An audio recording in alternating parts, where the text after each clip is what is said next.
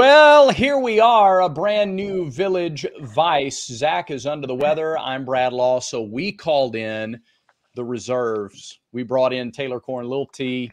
I'll tell you what, if she's as effective today as Auburn's bench has been all season long in their run to an SEC tournament championship, we are in for a good time. Taylor, how you feeling? I'm feeling awesome. I'm coming off a long 4 days, I think I was in Nashville, but I had some adrenaline as I was driving home last night. So I'm feeling good. And I'm feeling Yeah. good about this basketball team. Yeah, as you should. And we got to talk about this. So Auburn just takes Florida apart in the SEC tournament championship. It's the third championship in school history, the second under this coaching staff, second in the last 5 years. What was it like to be a part of the championship game environment and really the tournament all week? Because you were there from the start of tournament play, right? I was. It was incredible, especially Sunday. So yesterday, the championship game, the amount of fans that were at the team hotel was insane. And a lot of the players commented on it post game saying it's like walking out of the elevator in the hotel and seeing all those people. They said, they sacrificed whatever they were giving up to be here. So we need to do our best to give them a show, to work our hardest. They work hard, they sacrifice, they travel, they spend money, to come support us. So we need to make sure that it pays off for them. And the arena was, I mean, I remember it was a Cheney Johnson block. I can't remember if it was in the first or second half, but that place erupted. It Yeah. was, I mean, the environment was incredible. Well, Auburn, Neville Arena has seats 9,100 people. We got an idea Sunday what it would sound like if it was twice that big, because Right. it was virtually a home game, and even the players on the floor who play to the crowd, they don't play to the crowd at road games. You just don't do that. And at a true neutral site, you don't play to the crowd a whole lot. But Dylan and Janai and all of the guys who play to the home crowd, they acted just like they were in Neville Arena. That's the Yeah. kind of vibe that it was giving off in there. At least it seemed that way when I went back and watched it on TV. Absolutely. And they actually talked about that after the game because Dunaway and I were talking to the players in the locker room, and he was asking them about kind of, their showmanship. And they compared it to, they're like, we just like to act like we're playing an AAU basketball game in terms of like having fun. They said, this coaching staff isn't going to try and change who we are as people. So it's not like we have to, you know, tone down our personalities or anything. They're like, we like to go out there and have fun. Obviously, it's easier to do that when you're winning games and games of this caliber of importance. But the videos of them talking about that, I mean, it was just cool to listen to them because, I mean, they play into it, Yeah. but I think that's just how they are, and that's part of the reason that I love this team so much. How much would you hate? Speaking of loving this team, this was a conversation in the office today, and I love this conversation because they're Auburn's guys. So if you're an Auburn fan, you absolutely do. You're over the top in love with these players. How much would you hate this team if you were not an Auburn fan? Think about some of the stuff that goes on. How much would you absolutely hate and trash talk and run down KD and Chad Baker-Mazara? And here's the one probably more than any of the others, Dylan Cardwell. If Yeah. you weren't an Auburn fan, you would hate Dylan Cardwell. Oh, absolutely. We did a Q&A. It was at one of the first games that we went to in Auburn this season.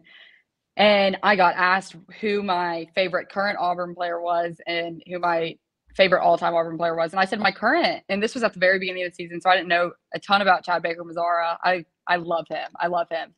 But I said KD Johnson because of how much other people hate him. I said he has a massive personality. He does nothing to hide it, and I love it. Yeah. And yeah, I mean, I think a lot of people would. Did my headphones just die? Damn it.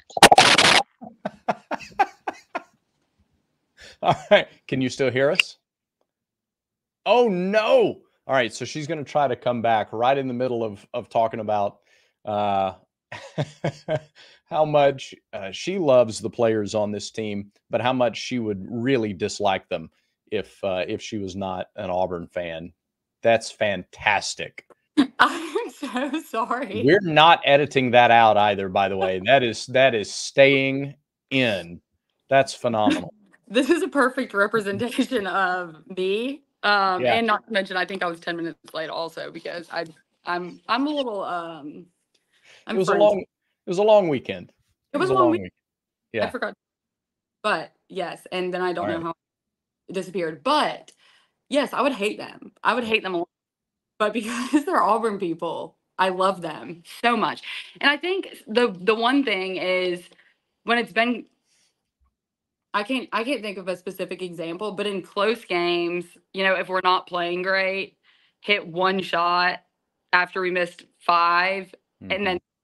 then some of the excitement after that from the players. Sometimes I'm just like, hey, get back on defense. We're losing, but I feel like the emotion has calmed down a little bit at the beginning of the season. The thing that I kept harping on is I feel like they are so emotional, and sometimes it can end up hurting the team. I feel like they have channeled that a little bit, which I think is good. They don't get too high after, something good happens. They don't get too low after something bad happens. But I mean, I love it. I love it. I think it's so entertaining.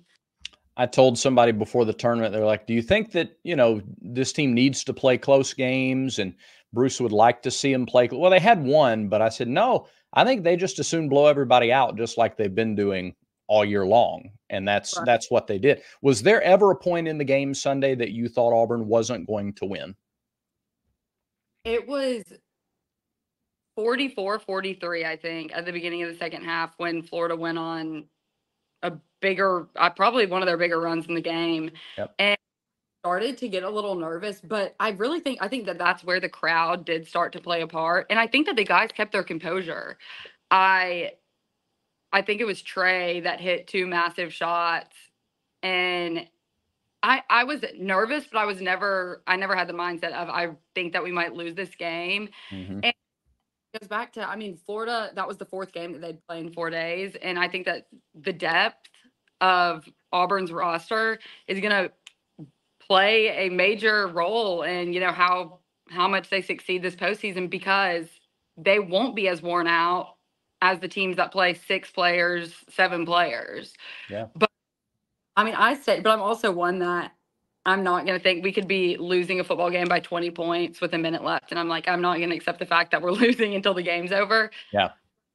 No, I felt weirdly confident about Sunday. And I think that, the atmosphere, the amount of fans that were there, if there was a turnover, a blocked shot, anything like that, they went insane. So I do think that energized the players as well.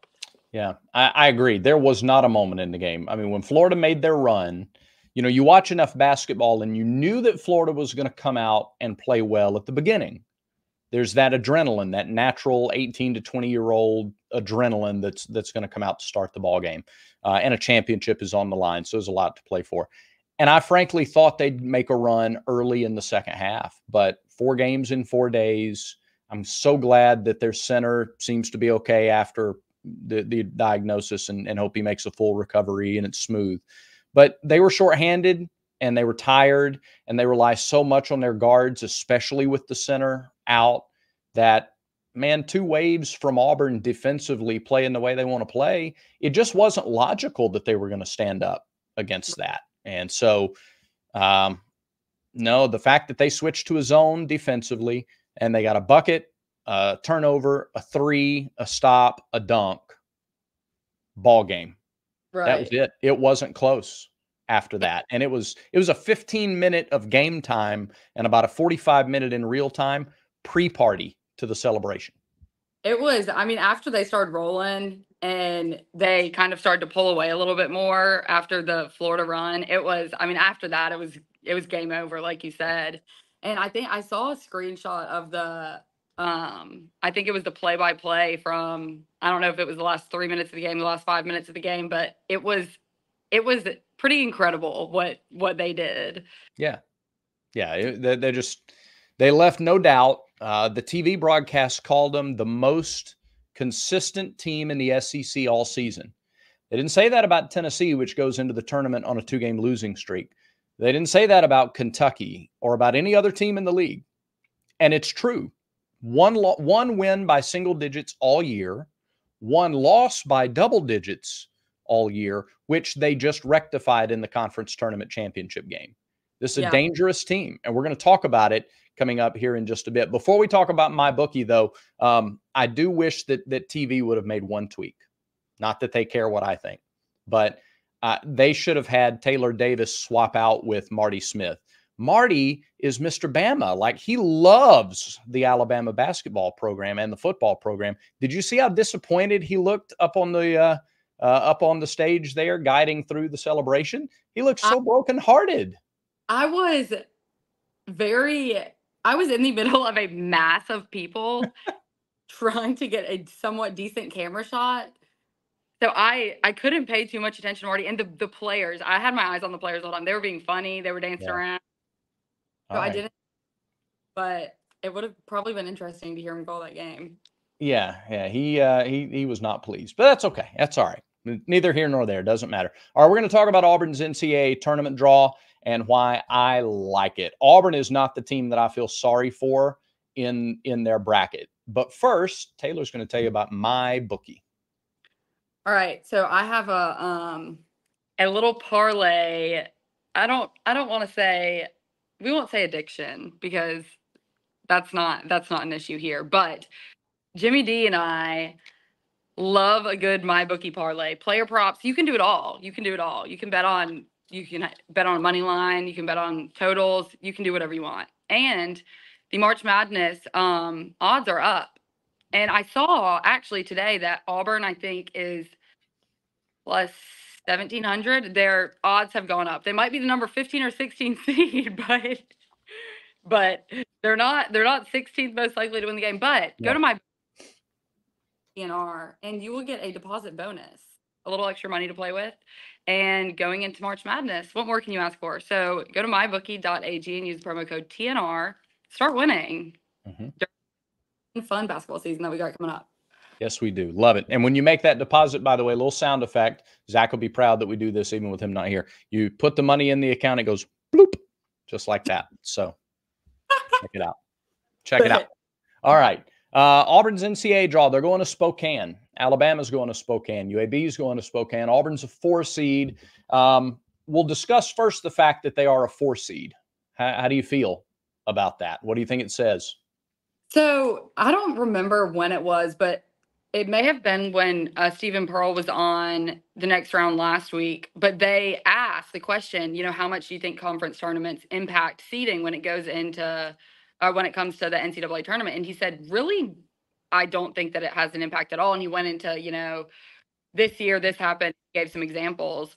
But I mean, first off, it's very unrealistic to think that a game that's played at noon, it's unrealistic to think that the seeding isn't done prior to the end of the SEC tournament championship game when the selection show is 2 hours after the game. They're not sitting in that room 2 hours. They're sitting there the night before, the days before, the weeks before, which I get. They have to converse. But Auburn dominated that tournament. They had a very strong, I think that they proved that they can be a dangerous team in this tournament. And I don't think that they should be a 4 seed, but I caused that problem. But I think they should be a 3 seed. Yeah. I think the metrics say that they should be a 3 seed. And there are some metrics out there who would actually, you could convince should be a 2 seed based on KenPom and net ranking and, and the fact that the AP today, AP voters think consensus Auburn is a number 7 team. Right. So nationally, which would put you on the 2 line. Not because they won the SEC tournament alone, but because they had 1 win of single digits all year long. Yeah, has that been done before? I can't remember a time that it happened. The 99 Auburn team that earned a 1 seed I think had one conference game that it won by single digits and one non-conference game by single digits. There might have been 2 total. And that was Chris Porter, Bryant Smith, Scott Pullman, Doc Robinson, Mamadou Ndiaye, all those guys. And they are in the 1 seed nationally. So in this league this year, the way this league went down, Kentucky on the 3 line surprised me. Alabama on the 4 line surprised me. Alabama, I kind of get it up until the last 3 weeks. Yeah. If you had told me that these lines are set 3 weeks ago, Alabama was touching on a 3 line, perhaps. And Kentucky, for all of the hype around the Kentucky team, they had a 5-game winning streak at the end of February and the beginning of March. Before that, they didn't win 2 games in a row after their first 2 games in league play. They'd win 2, lose 1, win 1, lose a couple. They were really inconsistent until that 5-game streak. So I don't think full body of work. I don't think metric. It's really hard to put a finger on exactly how those lines were drawn or how the bids were handed out. But I'll say this. In the NCAA tournament, if you're going to be there on the 2nd weekend, much less the 3rd weekend, you got to play good teams. You got to travel. I think there was some thought within the program that because in the 8-9 game last year, they got to go to Birmingham. Yeah. And because Alabama, even as a 1 seed, got to go to Birmingham last year, that Spokane was a really likely destination. I don't think they're totally shocked that they are being shipped off to Spokane. Look, 6 years ago, they went to San Diego for their first game as a 4 or 5 that year. They had to go to Salt Lake City for their first and second round games the year they went to the Final Four 5 years ago. And oh, by the way, they had to go through Kansas and North Carolina and Kentucky and a New Mexico State team that was, by the way, coached by Chris Jans, who's now in the SEC.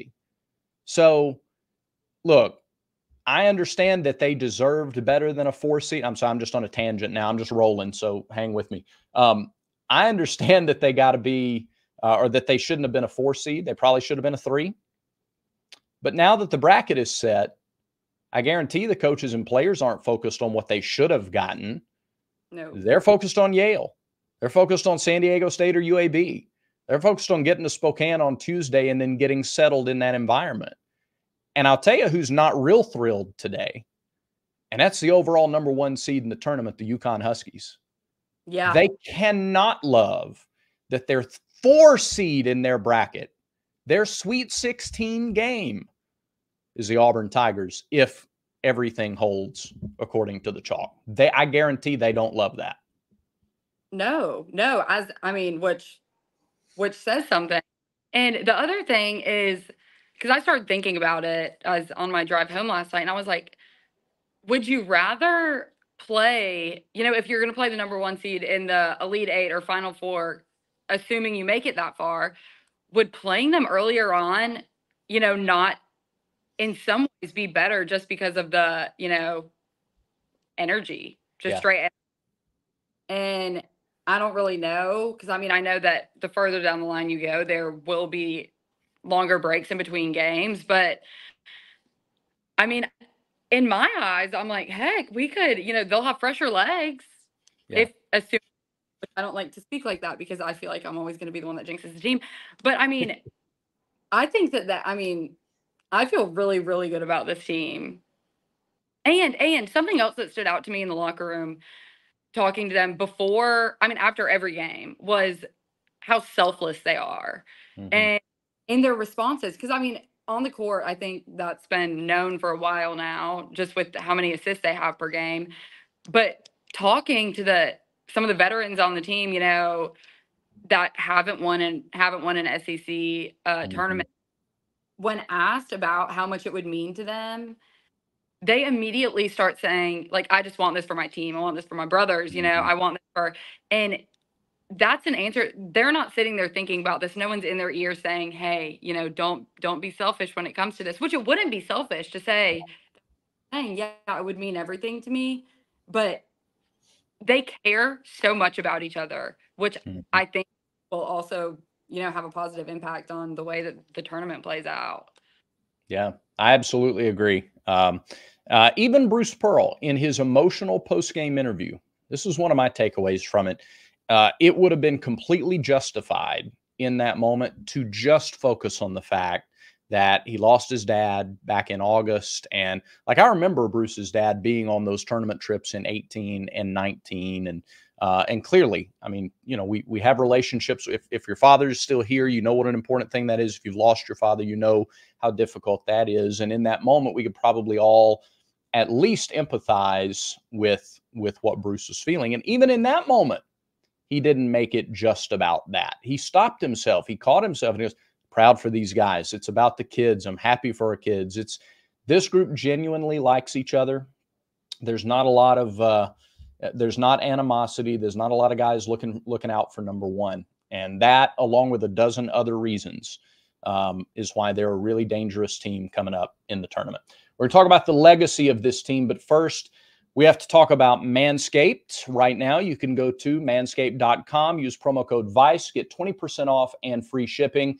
And this is the season for spring cleaning. The spring cleaning champions are Manscaped. And boy, this is this is an interesting read to do. I got to tell you about the 5th generation trimmer, the Lawnmower 5.0 Ultra. It features 2 interchangeable next-gen skin-safe blade heads.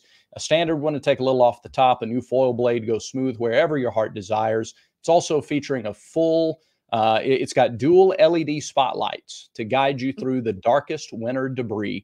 Navigate with confidence in those delicate areas. And if you don't like making a mess, nobody does. Nobody likes making a mess. So don't worry. This bad boy's waterproof. Shave in the shower, the bath, in the ocean if you want to. I don't care where you shave, but just make sure you do it using Manscaped and the new Lawnmower 5.0 Ultra.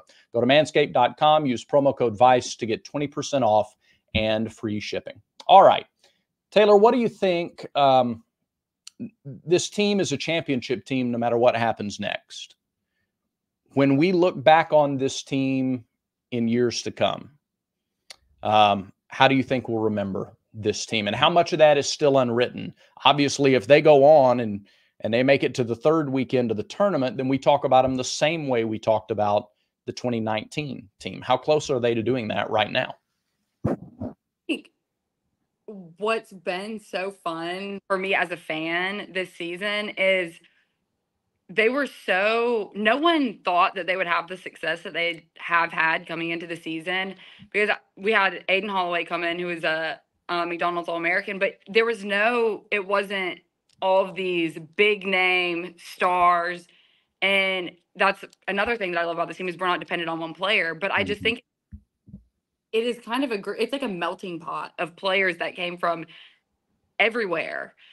And, it was some transfers, and they have come, like, they've come together so fast. Well, I mean, it's been a season, but you know what I'm saying? They haven't been together for 3 years. Yeah. And how close they are. They genuinely like seeing each other succeed. And that's what I'll remember. And I think it's just that I don't want to say exceeded expectations, but at the beginning of the season, if you would have told me that they would win the SEC tournament, I would be surprised, I think. And so I think it was just kind of like they were a dark horse for me just for the success that they've had. Yeah. Well, they were picked 6th in the league. So, finishing tied for 2nd is an overachievement. The 18 regular season championship team, they were picked close to the bottom. Somebody picked them to go 4-14 in the league, and they wind up winning the championship. So they're enduring for that reason. The 2019 team, those same guys, like you had Jared and you had Bryce and you had Chuma and you had Horace Spencer and Anthony McLemore. These guys played together. D'Angelo Purifoy, Wiley, all these guys played together for a lot of years until they finally broke through and had that championship run. I talk about the 99 team. I was 18 when that 99 team, won the SEC and went on to be a number 1 seed. It was the same kind of deal. It's not just 3 guys. It's not just 4 guys. It's 8, 9 guys deep who played together for a long time. This year is a little different in that some of these guys have been here a long time. Janai's 2 years feel kind of like 4.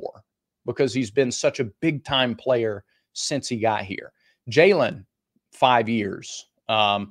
These guys that have been around and done it, and Chris Moore, who, boy, did he step up during the SEC tournament.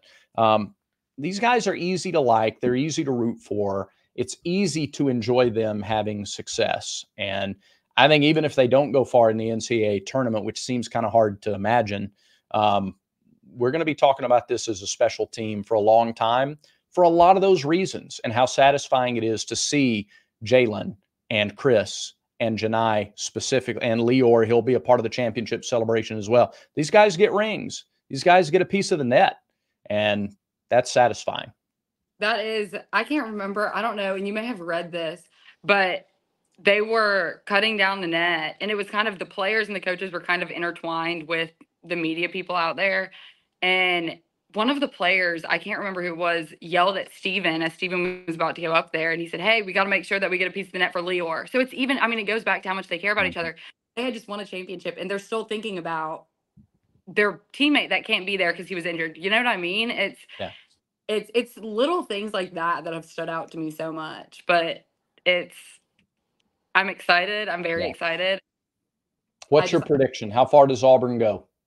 See, I play mind games with myself when it comes to making predictions, because what I want to happen, what I realistically think will happen, and then what I want to say so that I feel like I don't jinx them, it gets very, it's a mess. I think kind of like me prior to us starting this. I mean, I think that come on. What do you think they're going to do? I think that they will beat UConn. Who they play after that? Who would they play? Iowa State or Illinois, if it holds according to chalk. See, then I'm like, will there be other big upsets? Sure, but I mean, I think that we will play greater than 3 games. I'm taking the over on how many games we play, over 3. Love that. Love that. Then we do. We will talk about this team in the same way. I think if they go to the Elite Eight, maybe you don't talk about, I don't know. That's tough to say. Can you talk about a team the same way you talk about a Final Four team if they don't go to the Final Four? Probably not, I guess. But I'll say this, even though both teams won the tournament championship, I think this team is more dangerous than the 19 team, because they legitimately have 10 guys that could go score 7, 8 points in a game, and 3 or so that could go score 20 in a game. Yeah. That's because I was looking at this earlier this afternoon, but during the 11 players scored during the South Carolina game, 10 players scored during the Florida game. And that's the thing that I keep going back to as well, is it's not, Jabari, if Jabari had a bad game, then it was kind of like, oh no, shots. So like he and Walker Kessler were they were the driving force of that team. Yeah. But this team, a big time player can have a bad game and us still be okay. And I think that also kind of goes back to how good they are on defense. Mm-hmm. But I mean, I just think we're not reliant on one player, which I think is and will be beneficial. I agree. Yep. All right. This has been a lot of fun, Taylor. Thank you for doing this. I think you played your minutes well, and I think you can be a part of the rotation going forward. So we, in all seriousness, thank you for doing it. We really appreciate it. Absolutely. All right. That's it for Village Vice. Until next time, remember, everyone has vices. Make sure Village Vice is one of yours.